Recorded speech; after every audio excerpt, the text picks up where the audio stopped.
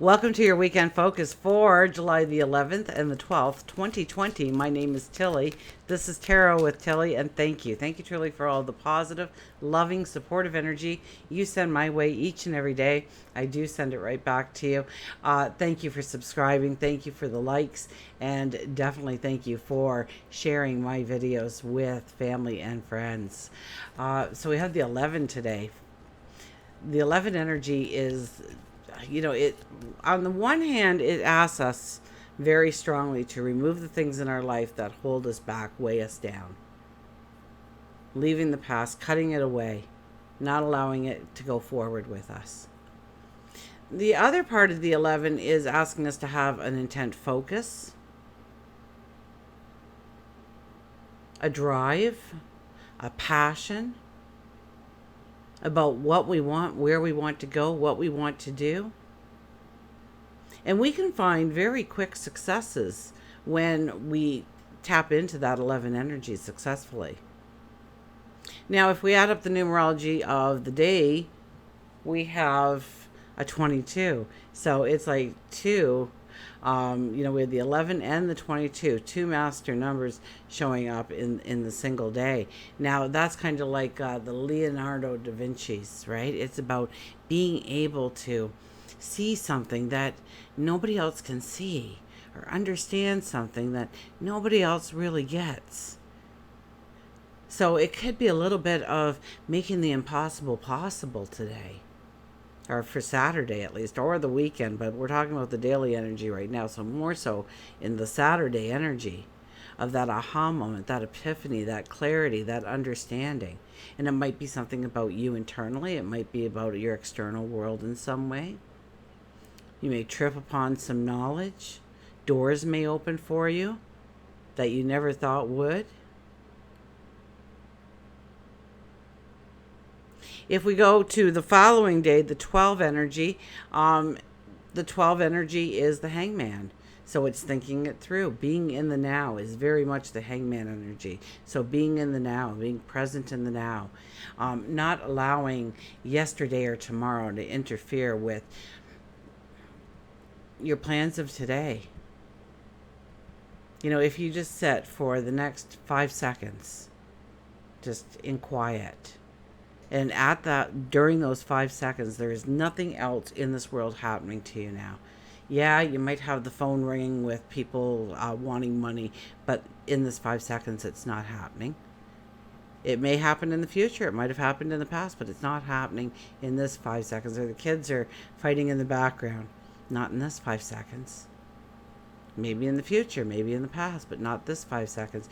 And understand the golden nugget that you hold in your hand, this time, this moment. And so what are you doing with this moment in time?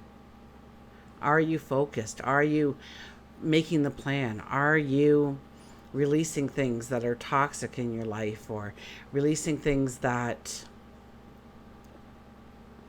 And Chiron actually releasing things that are toxic in your life, and all of a sudden I thought Chiron is actually going stationary retrograde today and will not be coming out of, actually on the Saturday, will not be coming out of the retrograde until the eclipse season. So once again, we have this really strong, powerful energies working with us during this lunar eclipse energy. On Sunday, we actually get to the 3/4 mark, the 3/4 moon, and that's a beautiful time to review. So I leave it up on my page.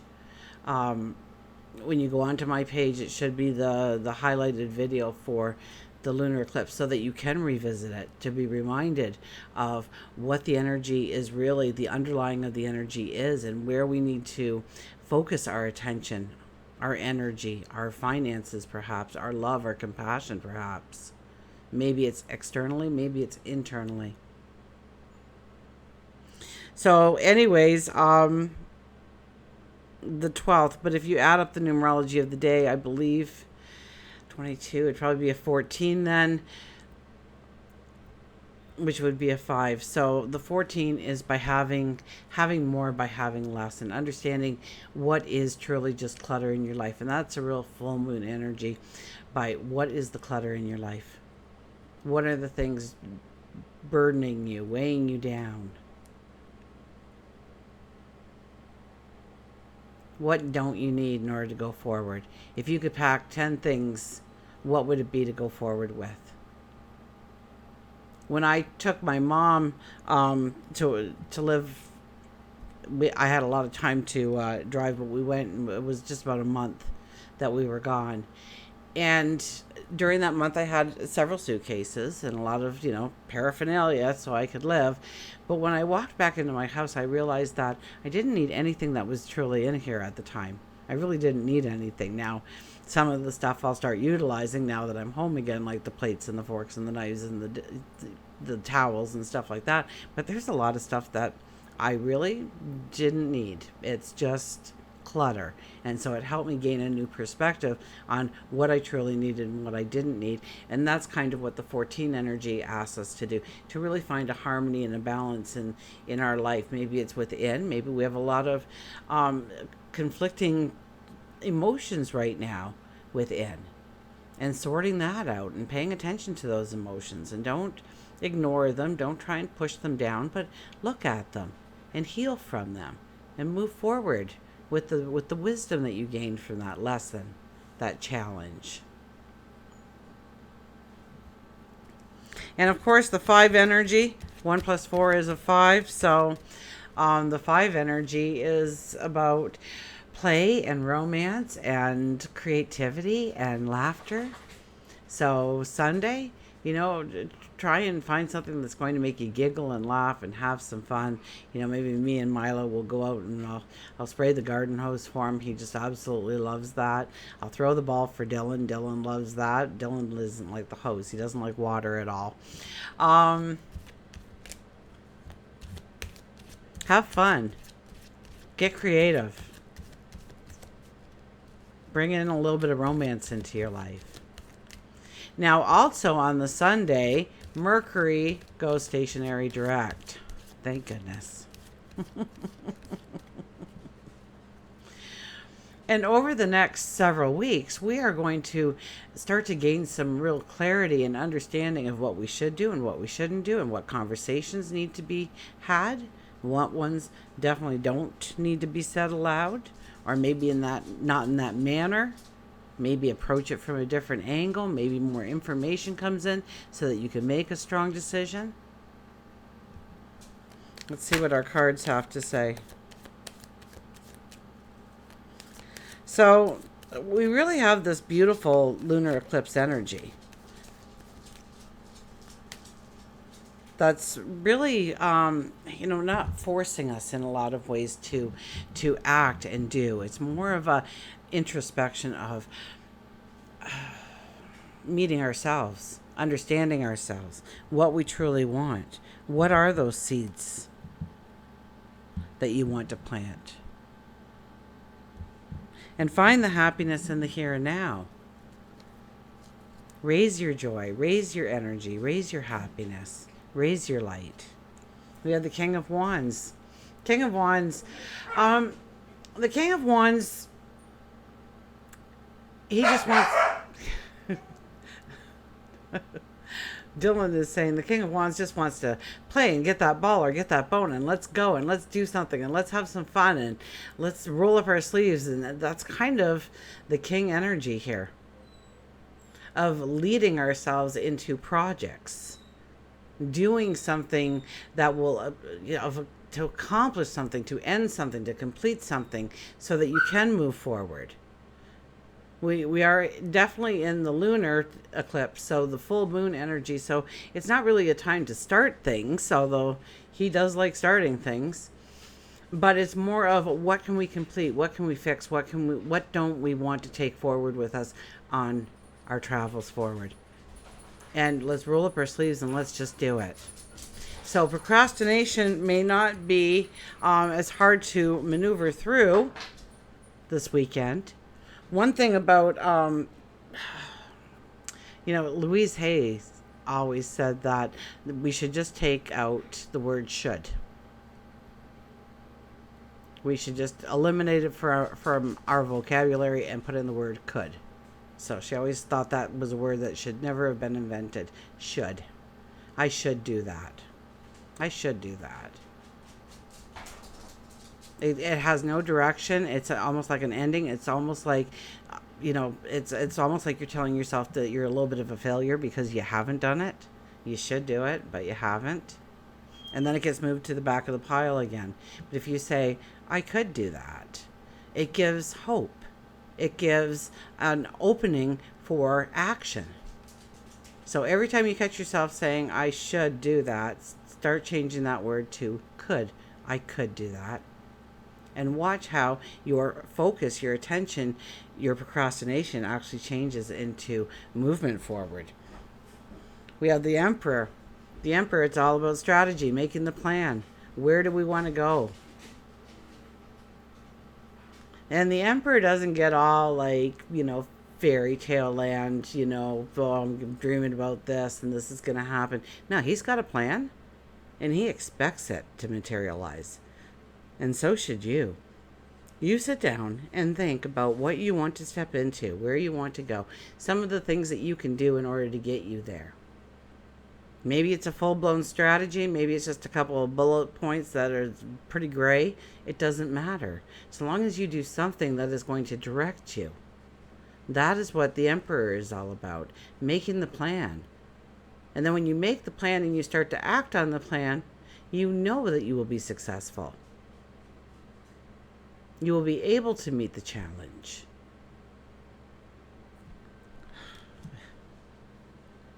It's so hot in my world. Oh my goodness. Okay. We have the King of Pentacles. Wow. The King of Wands, the Emperor, and the King of Pentacles. If this isn't a stand up and be strong and bring out your courage and bring out that inner warrior and know that you have the wisdom and know that you have the intellect and know that your intellect and your emotion will definitely work in your favor to enable yourself. This is all about new ways of thinking, being, becoming. Okay, your crown is a living vine. It's the new ideas. It's thinking outside the box. It's thinking in a way that nobody else ever has. Once again, getting that clarity, that understanding about ourselves and who we are and what makes us tick, and seeing things in a way, that Leonardo da Vinci kind of energy, right? Having that aha moment, that epiphany. The Eight of Wands. Opportunities grow. This is a gentleman start your engines kind of energy. I used to use that with one of the deck. Every time I saw that card, I said, gentlemen, start your engines. The race is about to begin. Get ready, get set, and go to your tomorrow, to your dreams, and invite more and more in. Don't put on the blinders right now. Stay open to any and all opportunities, paths, adventures, people that come in your direction. I think the world of possibility may really open up for us if we are looking for it, if we are inviting it in. If we sit there in anticipation of seeing it. And the Seven of Swords. The Seven of Swords is very much like that 14 energy we were talking about. I mean, here we walked by two swords that would have been really easy to grab. But no, we walked right by those, and now we're bending, stooping down with our sword back to pick up that one laying on the ground. And we've got three in our hands. So it's about being very precise about what we need to take forward. This is not a time when other people's advice will really give you any kind of clarity and understanding. You have to have that gut feeling. And so I think it's even pulling inward a little bit. We don't really want to have those conversations, those big conversations just yet. Wait until Mercury starts. So Mercury, it's kind of like a pendulum, right? It goes up and then it hangs for a second before it starts coming back. So it's slowed right down and it hangs and then it starts coming back. And as it comes back, it starts to speed up. So hold your dreams, your desires, your goals, your wishes, your plans forward closely to your heart right now. Don't share them with too many people. A confidant, perhaps, a great friend, a mentor, perhaps. But for the most part, you really want to keep it close. You want to keep your thoughts. You really want to understand what you need to take forward and what you need to let go in your life. And this weekend may be giving you that clarity, that understanding that you have been searching for. We'll get a mantra for the weekend.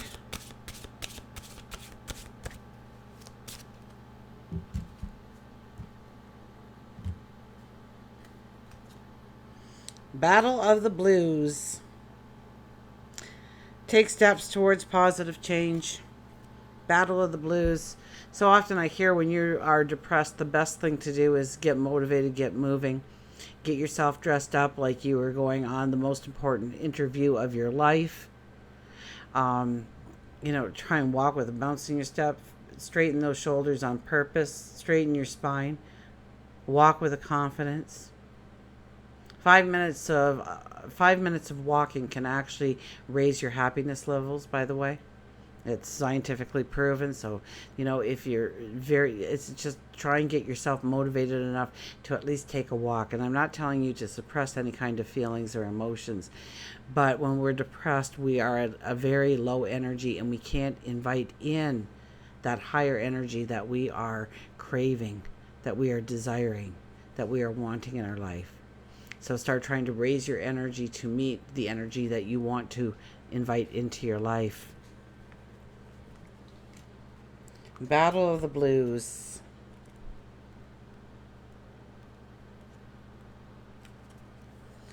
Take steps towards positive change.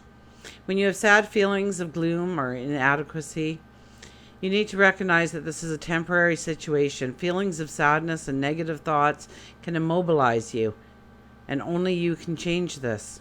Perhaps it's a wake-up call to get into action and make the changes you need. Take small steps and keep moving every day to bring positive change and self-empowerment into your life. Exercise, study, socialize with like-minded people, listen to music, and talk about your feelings with trusted friends and family. Know that the magic of the universe and the angels are there to support and guide you. Gather your courage and rise and meet your challenges. The mantra is, I can take small steps every day to make positive changes in my life for happiness and fulfillment. I can take small steps every day. Every day I can take small steps to make positive changes in my life that moves me to happiness and fulfillment, that brings in happiness and fulfillment, that allows me to experience happiness and fulfillment. We'll get our animal cards out here.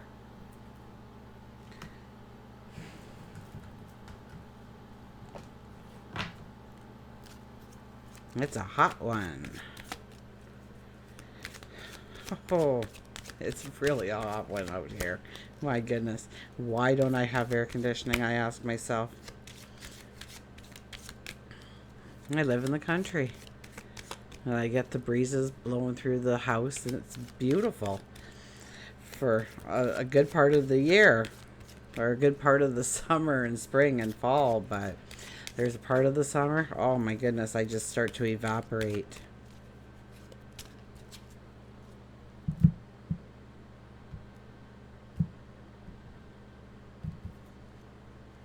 Look at, I kid you not, you saw me shuffle.